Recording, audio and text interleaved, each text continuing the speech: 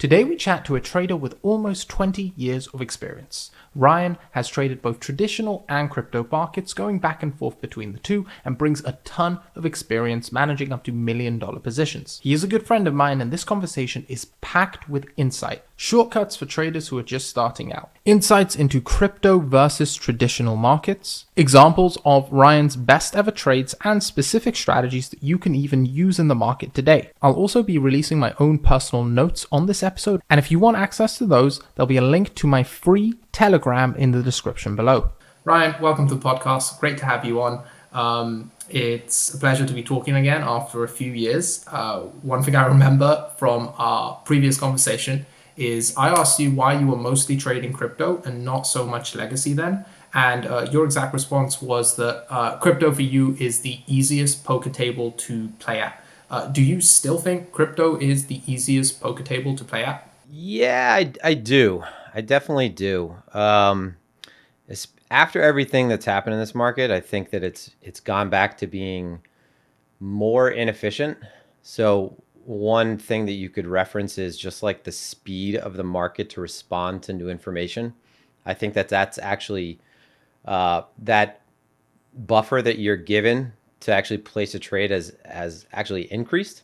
And this makes sense because a lot of I guess we'll call them like traditional tourists, TradFi tourists, the funds that came to this market during the bull market. I think a lot of them, along with a lot of market makers, have left for obvious reasons, regulatory risk, counterparty risk. So I do think it is the easiest poker table to play at. What I will say is like it's a great analogy to the risk premium in crypto and what risk premium is in general. So the concept of, an efficient market, and you've heard about the money on the side of the street. If there's money on the side of the street, that's the money. It's in crypto. It's not money on the side of the street for you to pick up. It's money in a 4-lane highway. So I believe you and Sinclair talked about this, and I might be totally butchering it, but the money is in the middle of a 4-lane highway. So it's much riskier to go out into the middle of the highway and pick up that money. You have to obviously deal with, in crypto, just the risk of being involved in this market from a regulatory standpoint, counterparty risk. There's plenty of risk, liquidity risk, pretty much every risk you could think of in this market. So for the longest time, the amount of money you could make here compensated you for that, right? That's why there was so much free money in certain silly trades that just wouldn't exist in TradFi the way they do here, like the carry trade, buying spot, shorting futures for that basis. In the last year, with the regulatory environment heating up, it's almost like the amount of money in the middle of the highway has dropped now, and the traffic is picked up. So it's kind of like it is the easiest poker table to play at, but for the players that have been here for a long time. Otherwise, it doesn't seem like a poker table that anyone wants to even sit down at anymore. The chair might break. That poker table might get raided because it's in the back of some place in in Chinatown in New York City. It's not the same poker table, but I think it is still the easiest poker table. It might sound like a weird answer, but yeah, compared to all other markets, I think it's definitely the easiest market to trade. My mind immediately went to that back alley poker table analogy after you started going. But that's a great way to put it. So would you argue that it's probably, like, given the danger, is it still worth it to try play at this poker table, or maybe in advance of stuff getting better? Yeah, I do think it is. I have to be completely transparent. Like, I've gone back to focusing a lot of my attention on trading equity index futures. So trading the ES, trading the NQ, trading a lot of single name stocks as well more recently. But I do think the opportunities, there are still great opportunities here. It's just we're in that part of the cycle. If you're new, it's going to seem like it's the end of the world. It's going to seem like there's, no more money's going to come back into this market and it's over. If you're experienced, you realize that this is a very new market. A lot of things are going to change. There's a lot of growing pains. we've been kind of lassoed now by traditional, well, we've been lassoed by regulators now, and what it seems like will be lassoed by, I'm using like a horse reference for no reason, by traditional mega names like BlackRock is a great example. Citadel, the announcement of, I guess, EMX exchange or something along those lines. They are going to come to this market and collect their fees. It'd probably be difficult for some people in this market, depending on what your approach currently is. You're not going to be able to compete with Citadel or the Citadels or the Knight Capital or I'm just thinking of like it's an older market making firm, but I do think there are still opportunities here. Absolutely, it's a very young market. A lot of the garbage is, I think, in the previous cycles, like last cycle was like, okay, it's over, but it was never really anything to begin with.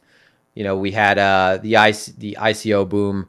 After this cycle, it was like, wow, we got to the main stage. We had a stadium named after us, and we ruined everything. Every big person in this market blew up.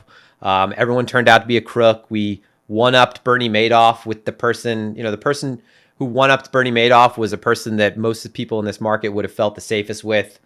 I think moving forward, the whole era of like 10,000 alts is over, or 20,000 now. I think the market is going to really, a lot of things are going to get left behind because, again, regulators are coming into this market with more of a firm hand.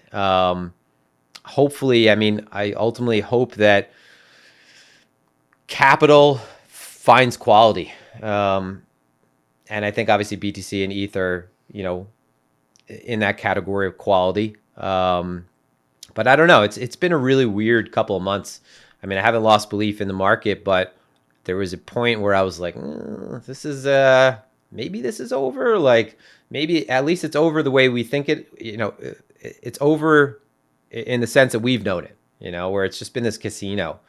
And I think the meme coin, the whole meme coin push over the last couple months was like, it's almost like it was the market capitulating or submitting to the idea that it's all a joke. It's all a joke. Like, we'll just name a coin, pee pee poo poo coin, and that's it. Like, let's rip it 500%, move on to the next thing. This place isn't serious anyway. But yeah, sorry to talk on tangent. But yeah, I do think there's opportunity still here. I just think the market is really, it's going to drastically change. Maybe this is the last cycle of like nonsense, put it that way. And then it's boring, just mainstream. No, the tangents are fun.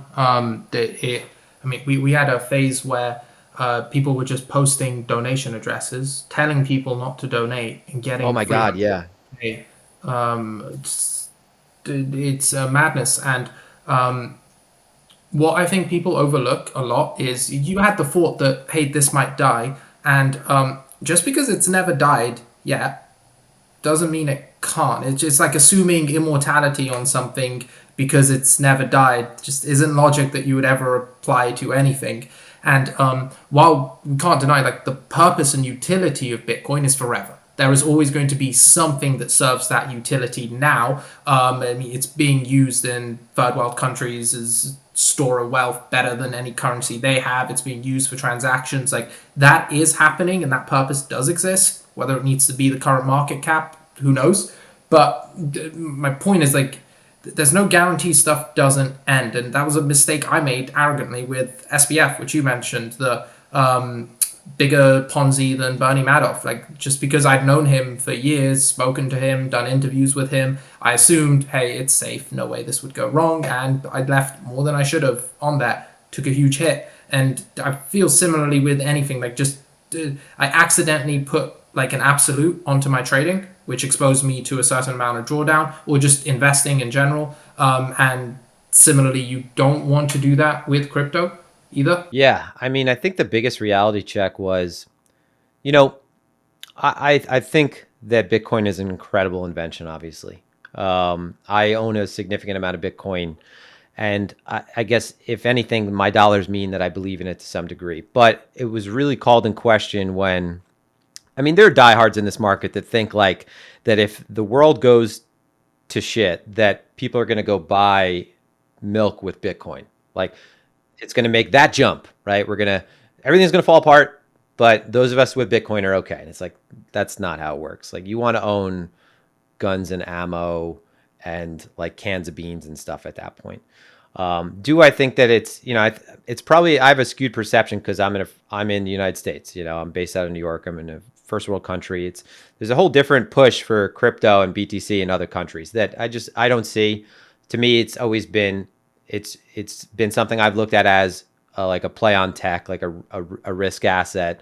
I was more shaken up when the banking system started going because everyone really leans on the idea that they can't make Bitcoin, they can't get rid of Bitcoin, they can't ban Bitcoin. It's like, well, a lot of us are here for the money, honestly. I have to feed my daughter, I have to pay for my wife's horses. And if I can't sell that Bitcoin, it's useless to me. The most important thing to me is being able to withdraw that.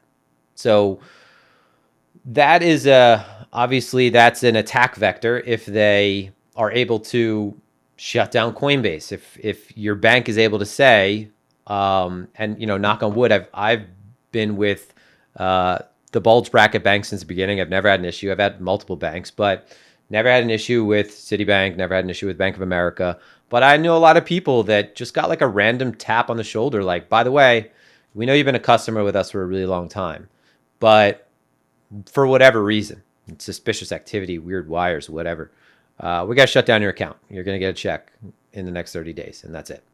So that is a big deal, for them to be able to shut down the way that you get in and out of the market. Like that's how you destroy a market. They don't have to say like Bitcoin's illegal. It doesn't have to be like, back.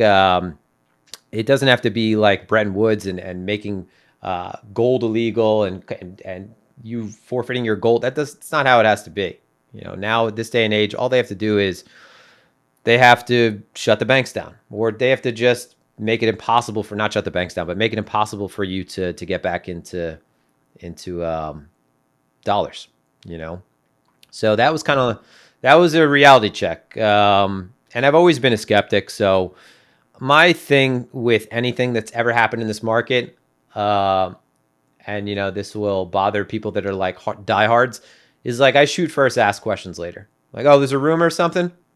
Peace. I'm out. I'll watch. Whenever it's cool, I'll get back in. I would rather have the taxable event I have the money to pay taxes on than lose it. So there's been a lot of things the last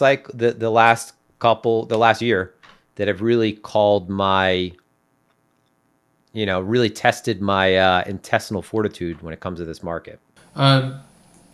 I know. I don't think you had much exposure to FTX. You actually weren't a fan of trading on them because there was like a delay or something you always used to speak about.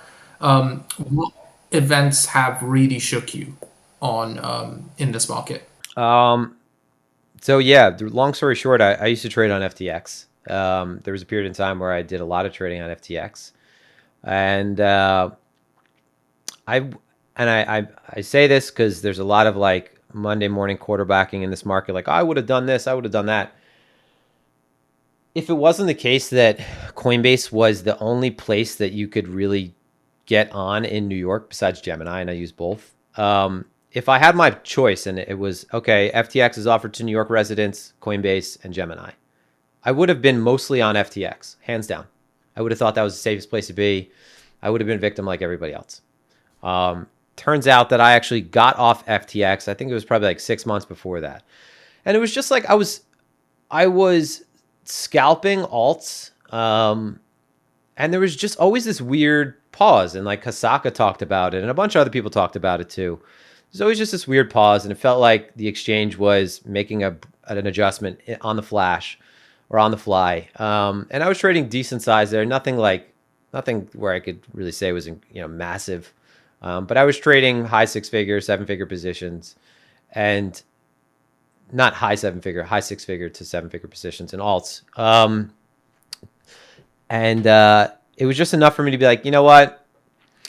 It's a pain in the ass anyway, because I'm not, I don't have KYC. So I'm going to have to withdraw off of this in like, you could do the math right away. If you have X amount of money on the exchange and you could take it off this amount each day, like, oh, I got to fucking wait. Excuse me. I got to wait 2 months to take my money off. Let me get ahead of this right now. So I ended up just leaving the exchange like that, but I would have absolutely been on the exchange. Things that really shook me though. So it's funny because the thing that shook me the most is probably my best trade of the last couple of years also. So that was the USDC DPEG. You forget that like being in this market, so we talked about risk premium. You forget that being in this market, the reason why there are these crazy trades available, the reason why like there are all these free ARBs, it seems, is because you are already taking a bunch of risk. So you're in USDC like myself, in Tether also, but I'm mostly concentrated in USDC. And you feel like that's like the safest port in the storm, right?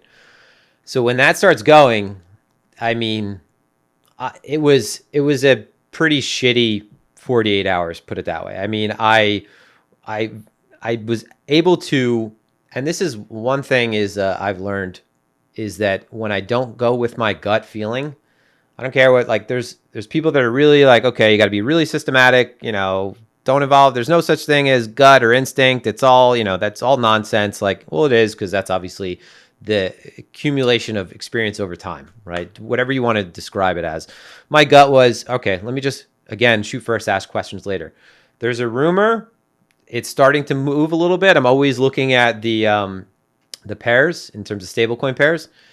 Let me just get out. Tether seems to be benefiting from this right now. I don't want to have to make this decision when it's down a lot more. So that was a very quick snap judgment I made. And I always, when things happen that are big, I always remember, you remember everything about it, right? Where you were, what you were doing. And I was like set into the night with being out of my office, and I was on my couch and my wife was out with her friends. And I just had this thought, like between flicking through Netflix, like I looked at my phone. I'm like, let me go swap on Curve real quick. Let me get into Tether. And I did that. And I did that for basically my entire portfolio of stables. And then I got back down on the couch and I just relaxed. And next day I'm doing the mental math of how much money I would have lost if I just chilled. Now, obviously it repegged, but I would never want to be. So I took the trade. I ended up longing USDC perps. And that was probably one of the best trades with highest conviction I've taken in the last 2 years. Made a ton of money off of it as well. But it not only was just the money, it was the conviction behind the trade and my thesis behind the trade. But I took that trade, which means I expected it to go back to par, but I wouldn't have wanted to experience that feeling of all of those stables declining the way they did, because I would have been making a different, maybe more emotional decision at the time. Maybe it would have been like, let me get out. Maybe it's going to zero, So I'm glad I didn't have to do that and I was able to be an observer. But again, it goes back to like everything that spooks me, I just get out and I ask questions later and I observe, and I'm happy to, like, again, for me, sometimes it's meant like waiting the period in time between getting back into the system and seeing opportunities go a little bit, and being like, all right, shit, like I can't take advantage of that opportunity because it's going to take me at least a day to get the money back in, unless you could wire on Coinbase. But yeah, that was the most spooked I've ever been, because I thought, okay, they're gonna just destroy stables, and then what? We're gonna all short BTC into synthetic USD, and it was just a really crappy period. That was like, you had to be on your toes. And for me, I've been trading forever now. It feels like forever. And I was around during 2007, 2008, but I was a kid. I mean, I was like blowing accounts and just learning markets back then. I didn't have like skin in the game like I do now. So it's really interesting you talk about the playing the DPEGs, because that is something I do as well, but always feel a little bit guilty about, because say there are, over the next 10 years, 7 more DPEGs, and we try to play 7 more of these DPEGs. How can we actually have edge here? Like, how can we really, besides intuition, we have no measurable edge. This could be EV negative. How do you justify that? So my thought process was that if this doesn't repeg, that the market's screwed anyway. Um, I had a good amount in BTC, so my expectation would be that yeah, there would be some fleeing into BTC as stables decline. But like I remember 2018 when there was the tether issue, there was a massive spike in BTC. No one could really sell it for that increase. I couldn't. I wasn't like arbing anything at the time, at least, and I wasn't across multiple exchanges. But um, I was I looked at the USDC trade as this is something that I'm just isolating margin on. It's a fixed margin amount. If we break below 79, I'm done. I'm going to sleep on these stink bids. And hopefully I wake up tomorrow to what I feel like is the most logical outcome that this is going to repeg. Because honestly, it was kind of blind faith in Circle. And this is where I've spent more time in private groups now with really connected and successful people that, this didn't work for people on FTX because I'm sure there were a lot of people that were connected. They were like, yo, it's cool. Like everyone's freaking out. Stay. But I talked to, I guess, enough people that used to work for Circle were, more confident than I was in the moment. And I kind of leveraged them a little bit for the confidence to just get the balls to say, yeah, it's gonna repeg. Like absolutely, Circle's gonna allow that. It's 1-for-1. Maybe there'll be some issues on chain, but I'm a Coinbase user. I'll be able to get out for $1. And at the time, I had already converted to mostly USDT, so I wasn't thinking about this as like me necessarily. I was thinking, well, this is obviously going to happen. I'm going to get back into Circle. It's going to be okay. This trade is a really obvious trade to me. And if it's not, if it drops even more, then I'm liquidated for what is my USDT anyway that I'm using as margin. So it was just like, it was one of those trades where I felt really good about it from start to finish. And I slept on the bids too. So when they were filled, that was nice. It wasn't filled for everything. I ended up getting in and out of the trade on the way back to, I front ran it getting back to peg or getting back to par. That's always something I do. Is like front run. I always set like an idea of where I want to get out, and I'm always front running it. Like, oh, if I'm thinking about that level, then everyone else is. So I think I took 2 trades to get back. I took 2 trades out of that. So it's not like I got those stink bids filled and wrote it all the way back to $1, but it felt really good to take some skin back from the market when it was just creaming everybody else, to get one up on the market there. So that was really scary though, honestly, man. Like you're spread out. Like I'm in hardware wallets and I'm on some exchanges and like shit doesn't move fast whenever things are happening. So, the odds that you're going to be able to get out of the door, it just felt like, again, that's where you're made though. I guess that's where experience matters, is that, you've seen this story play out a few times before, but like you're saying, like you just never, it's always like, it's always darkest before the dawn. And then it's like, well, it's always darkest before it goes pitch black also. So, I don't want to take that trade multiple times. Like I don't want to have that. I don't want to be taking that depeg for the 8th time. If that's still happening, it's like, all right, maybe something's amiss, so. So, I have very similar reasoning to you as to why I'm using the word did. I probably will again when the opportunity comes. I'm not sure. We'll see what happens. But that everything you said, man, that's what was applied to FTX. Know everyone there, know the inner circles. If this collapses, the whole thing's going down, and crypto's going to be a joke for the entire world. It's not happening, and there we go. But also, you had very controlled risk around that, which you knew exactly what you were risking and made that executive decision. Whereas mine was more just like portfolio distribution. Ryan, I want to move on to talk specifically about your trading. So you've been doing it 17, 20 years almost now. You're careful with what you use because you took your first trade 20 years ago, but you weren't trading properly till later after that. Right now, what does your trading look like and how's it different to when you started? I mean, right now I'm back to trading a lot of legacy. So when I started, like I always make the joke, I've been trading longer than 17 years at this point. I have to constantly do the mental math because I'm just getting older. But I was like, it was like when I was living at home, sharing a room with my brother, trading this little laptop when I could get a brokerage account first signed up. But I wasn't really trading, obviously. I was just like losing small amounts of money. When I started, I was trading single names. So, like one of my first jobs out of high school was at a brokerage. I had the benefit of having a friend whose brother was part of a brokerage, part of a prop shop. So I got to be around, that part of markets early on. Traded a lot of single names. Got into like the whole it's best to be a trend follower, go with the trend. Trend is your friend thing early on. So more like not really a focus on really the short term as much as I am now. Definitely has evolved from being early on more focused on momentum and trend following to more like my windows of trading times might be 2 minutes to 2 weeks. And I went from trading single names to equity index futures to crude oil for a little bit, got into crypto, primarily just traded crypto from like 2016, 2017 on. Came on to Twitter in 2017.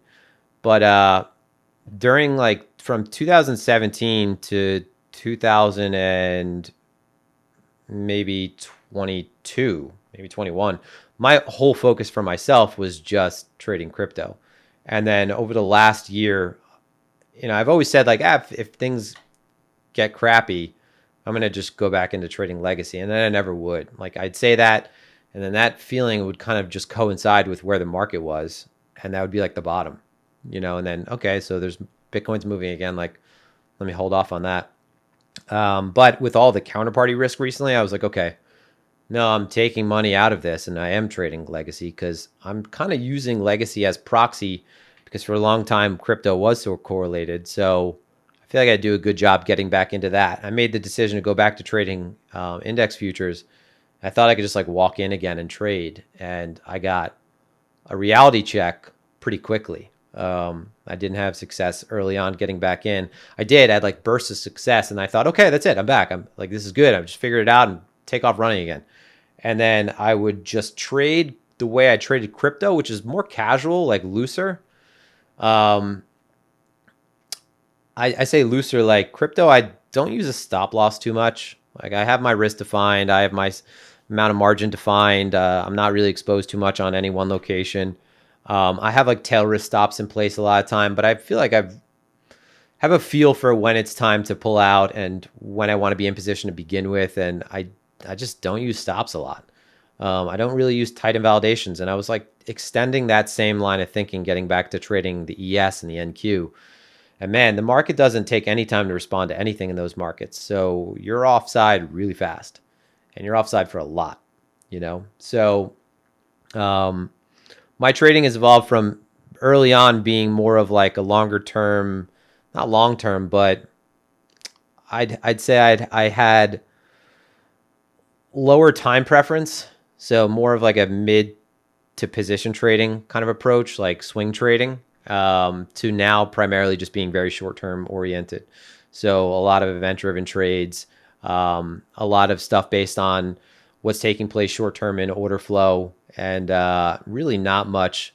I don't swing much. I mean, the conditions have to be ripe for me to swing and like to hold something. I just have it's hard for me to hold since the bear market began. It's really hard for me to hold something overnight. Like there's just way too much that can go on, and I live in one time zone. So for me to expect that the market's just gonna like go to sleep when I do,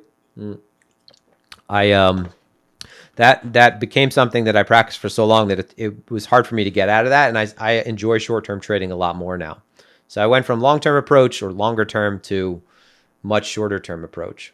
Could you take me through your monthly, weekly, and daily rituals when it comes to trading?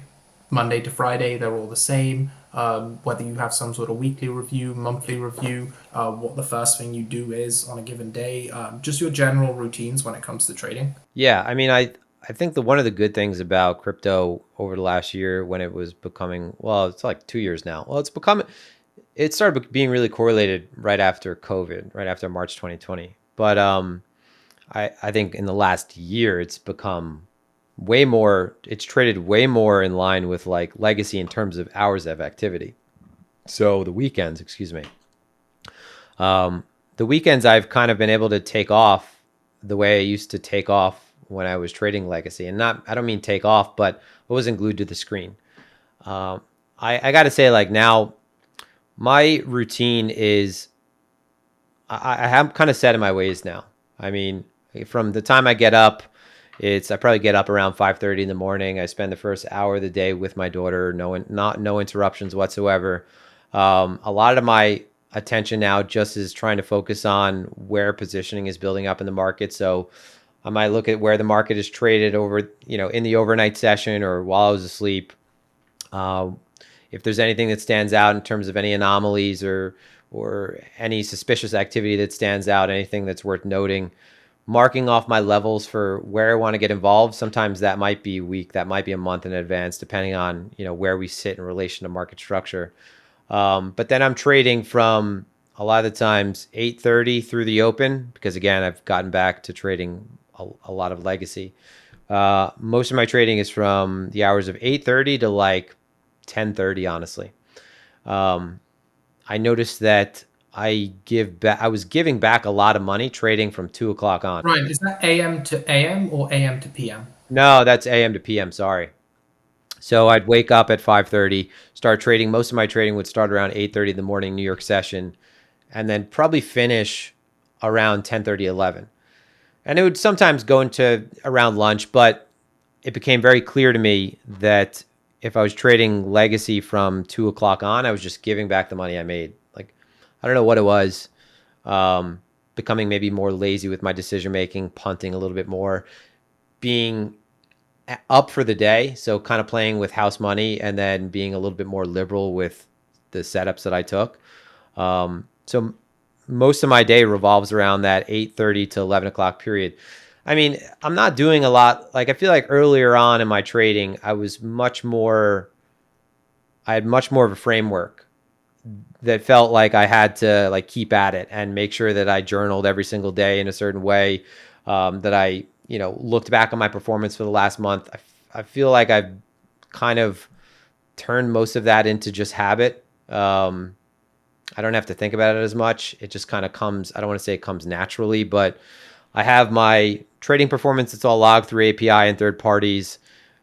Nothing really stands out. If something stands out, I might look with a more of a focus, right? More of a finer, like a microscope at how I'm trading. But yeah, I mean, it's my routine is pretty Monday through Friday, like 8:30 to 11. Weekends, I don't do a whole lot. Like, I'm not like, and I feel bad because this is not what like newer traders should hear, but it's probably because I'm a dad now. I can't really be bothered anymore with focusing on the market too much on the weekend or like looking at my journal on the weekend. Because I'm also a shorter term trader, like I know where I want to get involved. If we're not near those levels, again, if nothing stands out, like if the market hasn't like picked up a tremendous amount of positioning in between those levels, like some kind of crazy increase in OI, there's some kind of positioning that's clearly standing out like a sore thumb. If we're not near my levels and we're not near the areas that I want to trade, then I could just kind of screw off and come back at least when we're close. Just because I know there are a lot of newer traders listening, would you argue that, firstly, as a newer trader, there's no work around journaling, reviewing that journal, and constantly improving? Oh man, that's like the most important stuff. When you're newer, so one, you have to be a self-starter. You have to journal. You have to, like, I just want to say, you want to write everything down, honestly. You want to obsess over I think it's always better for people to start obsessing over a particular instrument or particular asset than maybe like just a single approach. Get really familiar with the market you're trading. Write everything down that you see, right? People say watch the tape, screen time, all of that. That's the same thing. But yeah, become really obsessed with the details. And journaling is so important because otherwise you're trading out. I mean, what are you trading on? For most new people, they're just trading on a whim, right? They're just kind of pulling the slot handle. They're not making any kind of informed decisions. Um, they're not compiling any kind of data that they can act on. They're just kind of, like I said, they're winging it.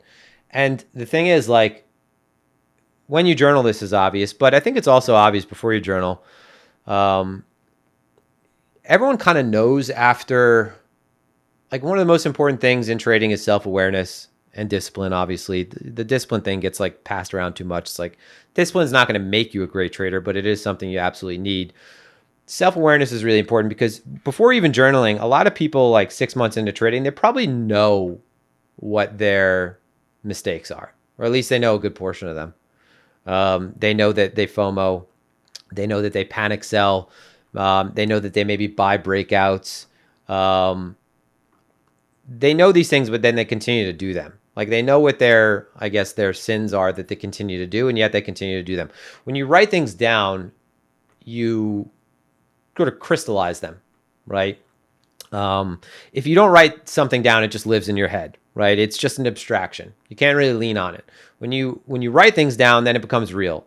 And if you are seeing that you're consistently, maybe you're consistently shorting a market that you should have no business shorting, and you're constantly losing money shorting, you could see that in your journal, right? Maybe you're seeing that, for example, most of the money, and to get a little granular, because a lot of the platforms now offer this kind of more granular breakdown. Hey, I'm trading, and every time that I trade, for example, for me, after 2 p.m., I lose money. Or, hey, every time I trade, on Sundays, I lose money. Being armed with this level of detail allows you to say, okay, well, I'm not going to trade on Sundays anymore. Let's see if I could eliminate some of that issue. By journaling, you're able to see very clearly where you're doing well, where you're doing poorly. A lot of times, obviously, it's going to be you're just doing, if you're new, you're just doing poorly. But at least it makes it real, right? You at least know maybe there's some place that you could start making changes. So yeah, in the beginning, journaling is really important. For myself, like, I'm not winging it, right? But a lot of this stuff is just so ingrained. Like, every day I do the same things. I wake up, like I said, at 5:30. I feed my daughter for an hour. I step in front of the computer screens. I'm looking at if there's any kind of overnight news. Is there any kind of positioning that stands out overnight? I'm checking open interest levels, the change in open interest relative to the change in price. I'm looking at things like futures term structure. I'm looking at the options market. That's been really important lately, I think. And then after I have a broader look at the market and I've identified my levels, it's just waiting for the fat pitch. My journal is all done automated, and you have no excuse really to not journal if you're new now, because you could connect to journaling software through API. And then it costs money, but if your intent is actually trading seriously, that's like a business cost. So yeah, it is very important to do. I'm just a little bit more lazy with it, I would say, lately. I know what I think I'm very familiar with the things that I'm good at. They stand out now just through repetition and memory. I have the journal, obviously, but it's all done automatically for me. I'm not obsessing over things anymore like I used to. Big changes when I had a child. Big changes. Yeah, it's a lifestyle choice you're making, and I'm really glad you went into detail numerous benefits of writing stuff down. Well, not benefit, it's essential. You have to do it at the start, and it's also okay to make lifestyle choices and take advantage of all the experience you've had to have some luxuries here and there. But again, after 17/20 years, I've seen it so beneficial that people I've worked with as traders, who had this one trader. He had 2 years of experience, never managed to go profitable, had never properly journaled, started journaling, realized that his system worked on Bitcoin and Ethereum, nothing else, stopped trading everything else, turned profitable just like that, and disgustingly profitable. So it's, you just trading blind, use the business analogy, but the journal's a cost of business, like an accountant is, to tell you how much your employees cost, and whether or not your business is making money, where the leaks are, everything. Ryan, you mentioned open interest and news being things you look for in your morning rituals. I wanted to understand a bit more how you incorporate that into your trading. Is it discretionary? Is it a volatility trigger for you? Like, how do you use news how do you integrate that into your systems? Well, I mean, one of the So I guess this will kind of relate to the last point about journaling. Journaling is obviously, like you said, well, one of the things with journaling is identifying where your strong suits are, because you want to ultimately double down on your better trades, right? If you have better setups, better trades, you want to be able to add more behind those. Like if you had pocket aces, you would hopefully bet differently than if you had a really shitty hand. But another thing about journaling is not just like your performance, it's how the market trades, right? So how does the market trade around earnings? How does the market trade around FOMC? How does it trade the minutes leading up, the half hour after, the hour after? How does the market trade on Monday morning versus Monday night? These are all things you should journal as well. That's why I was trying to hopefully I don't think I mentioned it. I should have mentioned it. But when it comes to writing things down, this is what you need to be writing down, right? Understanding your market microstructure, right? So how your market trades, for example, like hours of the day, days of the week, all of that. When it comes to trading news, I think one thing that I've traded very actively is the macro events the last year. So trading the FOMC rate decisions, trading non-farm payroll, trading CPI, and it's been the system I applied has been something I was taught for the longest time, which is the first half an hour after is a lie. A lot of the times that's just that is the market getting crowded in one area. So whether or not it's us dumping off a CPI and whether or not it's us pumping off FOMC, the first move is usually always a lie. The real move for the day usually happens the half hour after that. So let's say CPI is at 8:30. I was trying to trade around the release. So I was trading BTC and ETH. I would try to get in position as fast as possible for that first move. Very mechanical idea of either getting out at 1.5 or, 100 basis points or 200 basis points. And then looking for the bigger move that followed, the true move, like I said, or how, first move is a lie, second move is the truth. Because the first move is usually a ton of positioning coming into the market, betting on continuation. The market usually reverses that. The real move usually comes in the 72 hours after, like the real honest interpretation by the market of that data. But trading the news for me is very reactionary. I've always been more of I'm never trying to predict what the release is going to be. I'm never trying to predict what CPI is or what FOMC is. Like I know what the market is favoring, what the market is pricing in, but my news trading is very reactionary. It's tough because as a point and click trader, you are way behind anyone with speed and co-location, but it's been a very good trade for me because the second part of the trade, the second move, is something that I apply or you apply a lot of nuance to. And for BTC, it's usually been a pretty violent move that's followed the first move. For the ES, it's usually the same thing. They're basically both doing the same thing. In terms of open interest, like that's just me identifying, or that it's not me, it's everybody, just where risk is coming into the market, where people are getting in position, where people are interested in trading. And then off of that, a lot of good setups come from when too many people get involved in a very isolated area, right? Whether it's through a high or through a low, anticipating a breakdown and anticipating a breakout, and then not being rewarded further for that. So I don't want to really give out too much, but there are certain figures that I have in mind for open interest and periods of time that it increases by that value or drops by that value that I will a lot of the times just take trades systematically based on that. So open interest increases by X amount in X amount of time. A lot of the times I'm just reflexively fading that or buying that depending on the situation. And then there are times when it's more nuanced and there's a buildup of positioning over a larger region, and there's maybe indications in order flow that one side is getting heavily absorbed or one side is completely losing control. And then, based on that open interest, you could expect that there'll be X amount of follow through because there'll be, X amount of positions that need to unwind.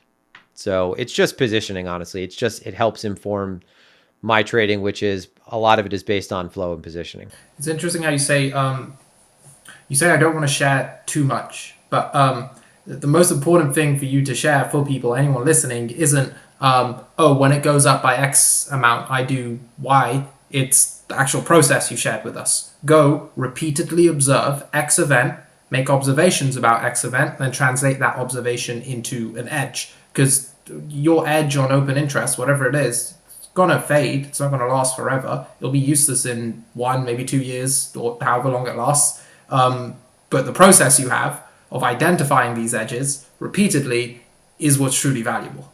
Ryan, thanks for sharing how you use OI and news, integrate them with your systems. Those are things you do like. You have repeatedly, I've seen mentioned on your profile, something you don't like at all, and that is fundamental analysis on altcoins. Could you talk about that a bit?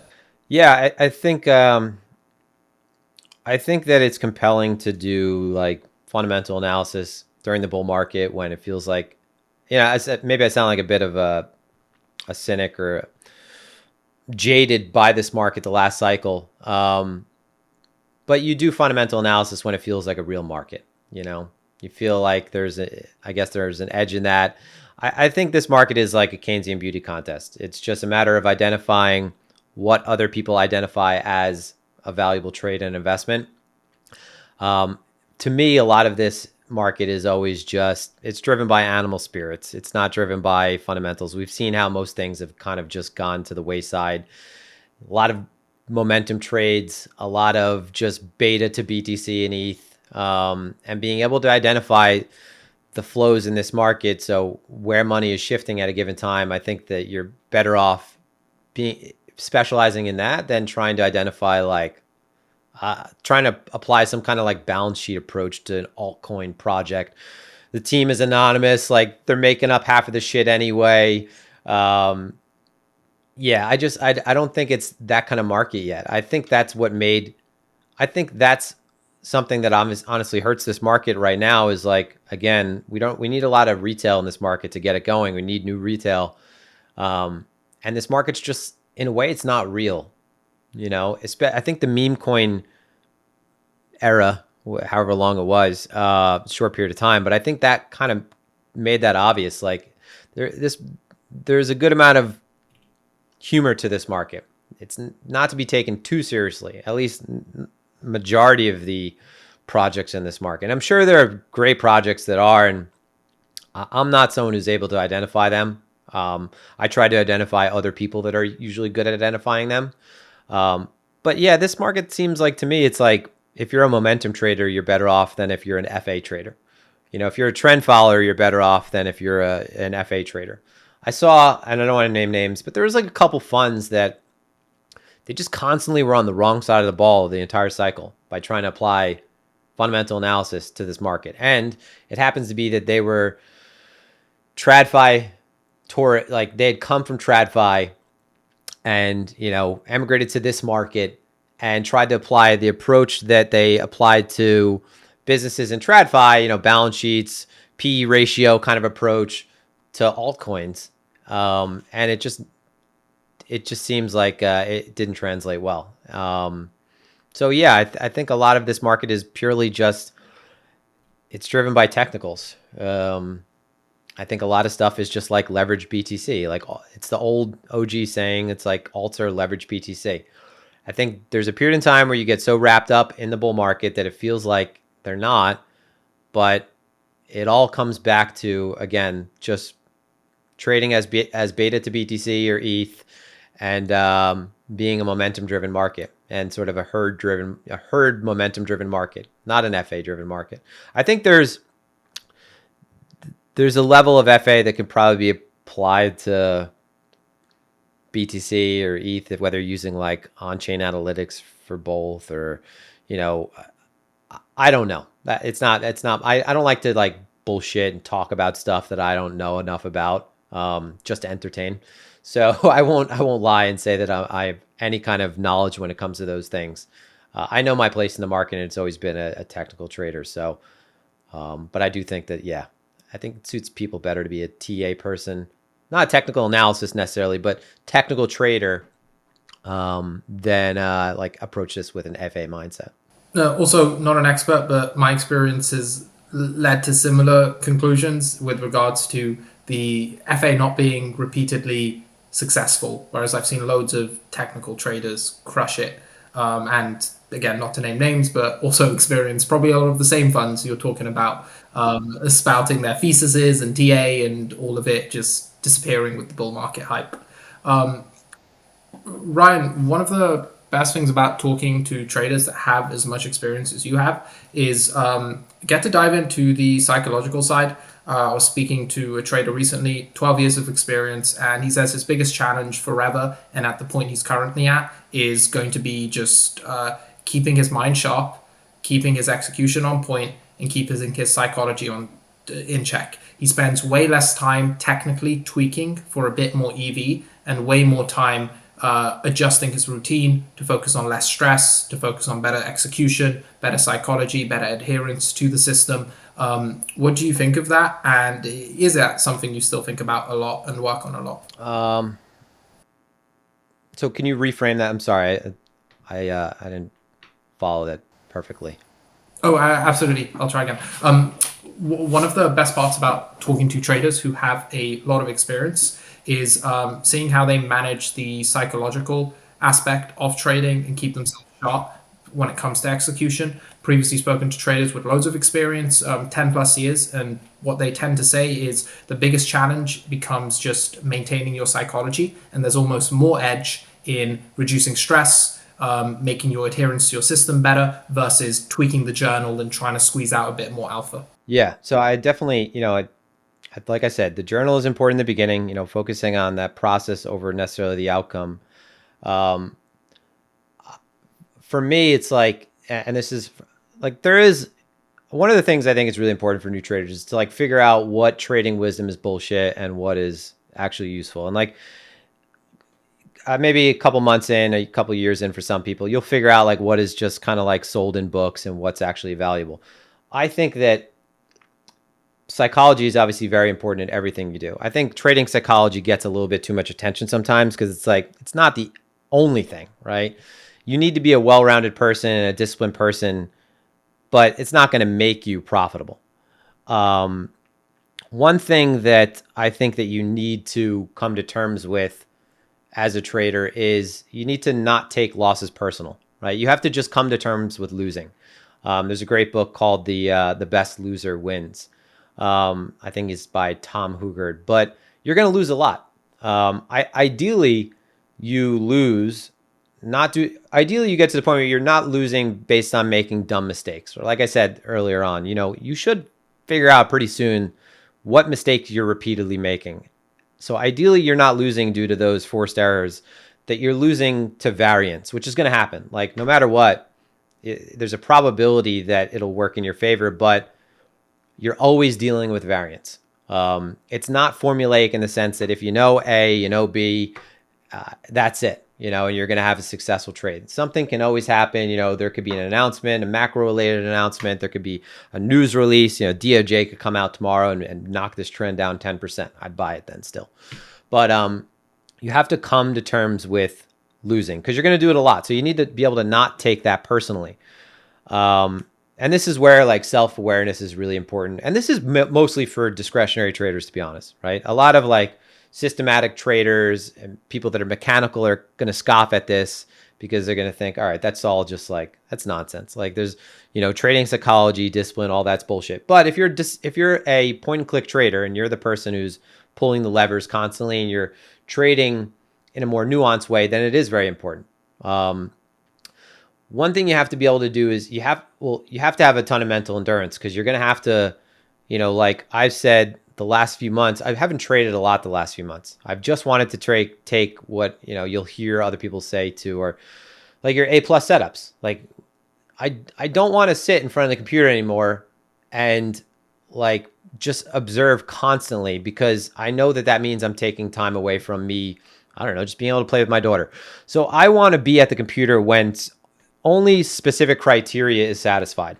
And what that means is having mental endurance is being willing to either, if on the subject of taking losses, being willing to fold hands. So being willing to let trades go, or being willing to just literally sit and wait. So you have to you have to have those two things. You have to have the mental endurance, and you have to have the willingness to accept losses. And I think they obviously go hand in hand. Like one of the things that I've always said is like, no matter what, you have to understand that. I mean, for me, it's like as a person who trades shorter term, no real trade is like the most important trade. Some trades are huge, and in hindsight, you look back and you think, "Wow, that was an amazing trade."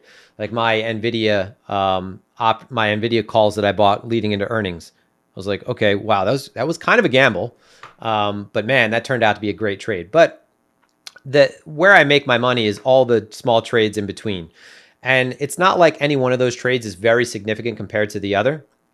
So if one of them goes wrong, I have to be willing to abandon it. I can't be willing to like hold on to it for ego or, to impose myself on the market. That's all things that newer traders do. Because it ties back to one of the most important things that I've said many times is like, whatever you do, don't die, be able to survive, to play the next hand, to take the next trade. It's not that important. And having that experience, and it really just comes from losing enough. Like the best way I've put it, I think, is traders and like addicts kind of have something in common. You have to get to the point of, if you're newer, you have to, some people have good starts depending on the timing that they enter a market. But you have to kind of get sick and tired of being sick and tired. You have to get sick and tired of doing the same thing over and over again, expecting different results. You have to get sick and tired of losing enough to where you say, okay, I'm willing to just develop a process and just take very well-defined trades and not, turn up the leverage bar, and not like, there's a mentality of newer traders where they think that the next trade might be the one that like makes their career early on. And you just can't have that mentality when you're starting off. And I think you only learn that through, a series of losses and getting your ass handed to you and developing that mental endurance over time to where you become just somewhat, I guess, indifferent. I don't ever like, I see a trade go against me and it just, I know they go against me. Like my hit rate the last month is like 50%. A really good period for me. My ES hit rate in the last month is 70%. That's not normal for me. It's probably between 50 and 70. It's like 60. It's 65 if it's good. That implies that that implies there's a very large pool of trades that I lose, and it's like the baseball analogy. If you're a great baseball batter, right? It's usually not one at bat that's going to make your career. You might have a walk-off grand slam at the World Series. Okay, that's amazing. But it's all those at bats that add up over time. And if you're great, it means that you might hit 35% of the pitches that are thrown at you. Your batting average might be 350, 400 if you're amazing, right? That implies that you don't hit and don't end up on base most of the time, a majority of the time. So I think you develop a comfort with that concept, hopefully. Otherwise, you just lose and you'll never make it because you can't let that go. You can't let go of the concept that you're going to lose a lot. And that's actually, it's when you realize like, oh, it's not about like, it's a big part of trading is being willing to just accept that and move on and not die on that hill for that stupid trade because it doesn't matter. And one of the things, just like a tip that you could do early on and this is while you're developing a process and hopefully you're developing setups.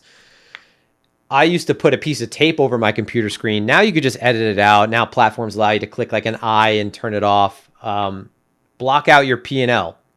So if you're trading on legacy platforms, it's easier because if I'm trading index futures on Sierra Charts trading software, I change all of my windows to not reveal the dollar amount that I'm winning or I say winning or losing. That's what it is, a trade. The dollar amount that I'm up or down, but the point value. Now I know mentally I could do that quickly. I could say, okay, I'm down, I'm down a quarter point. That's 1250 in the ES. I'm down 1 point. That's 50 in the ES. I know I could do that math, but I don't see the red glaring negative $5,500. I see, I'm down 10 points for the day. I'm down 20. It turns it more into a game. I think when you see a dollar value, you become much more emotional when you have to start treating it more like a game. And if you could block off your P&L in the beginning, if you could make it so you only see it as points, then I think you'll treat it differently, because there is something to be said about, one, the color red, the negative sign next to money, because everything in our lives is sad enough as it is. Everything is money, right? So when you see that you're losing money, you'll make emotional decisions, and even when you're making a lot of money, you'll trade differently if you see that you're up a lot of money. I feel like I go off on tangents, but these are only things that you hopefully learn over time if you survive. If you don't learn at some point that the one trade doesn't matter, this trade, the next trade doesn't matter, the 10th trade doesn't matter. If you don't learn that over time, then you just don't end up surviving. You don't make it to the point where you're able to gain anything from this, and you just continue to lose money. Well, that's something I wish I could have heard near the start of my trading journey. I could feel the passion, maybe even talking to a younger version of yourself right at the start, telling him stop going for that one big swing, focus on your whole career of wins. Fantastic advice, and a great point to wrap up the podcast. Ryan, thank you so much for coming. Do you have anything you'd like to say to the audience before we wrap up? Any shout outs to your platforms? They'd be all in the descriptions below. No, I will say, one, obviously, I'm on Twitter. I changed my handle to the Flow Horse. I needed a transformation, but I have a YouTube. It's Horses for Courses. I'm not consistent enough with it right now. But what I did put together, and it was because as a large account, you understand this, you get a lot of messages from people that you want to help. You get a lot of duplicate messages that sometimes you're just too tired to even address, because it's like, oh, God damn it. If you knew how many times I got that same exact question. So what I did was I put together a Discord. I'll share the link again on Twitter today. It's completely free Discord. There's no ref link attachment. There's no criteria. There's nothing. It is completely free.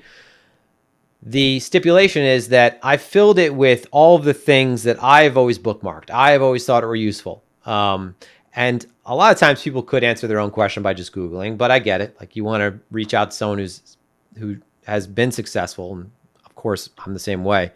But I put a lot of material in there in the knowledge base portion, a ton of material.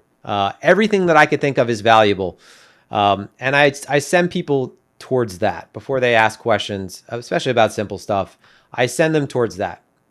And the stipulation is that I'm not in the Discord hanging out all day. I can't be in there babysitting. I'm not active in there as much as I would like to be. I'm sure I would like to be in there more, but I just find, obviously, it's in the terms of the totem of priorities, it's not at the top of my list right now. But I did fill it with things that I think are really useful when it comes to order flow, market profile, people that I look up to, blogs, videos, everything you can imagine. I filled it, book lists, and I think it's a good archive of knowledge for people to go off of, along with, and I'll just finish by saying that the internet is massive. There's so many tools at your disposal now. You could find almost all the answers you're looking for on either YouTube, on Google, on Twitter. You just have to be willing to put in the work. So I've made one archive. There's plenty of other valuable resources too. And hopefully it'll help you be well-rounded and somewhat successful early on. Thank you for putting that together, Ryan. And I highly encourage anyone listening to go check out that archive. Follow Ryan on Discord. Follow him on Twitter and YouTube as well. Ryan, thank you so much. It's been a pleasure. Hopefully see you again in a few years. Likewise, Bruce.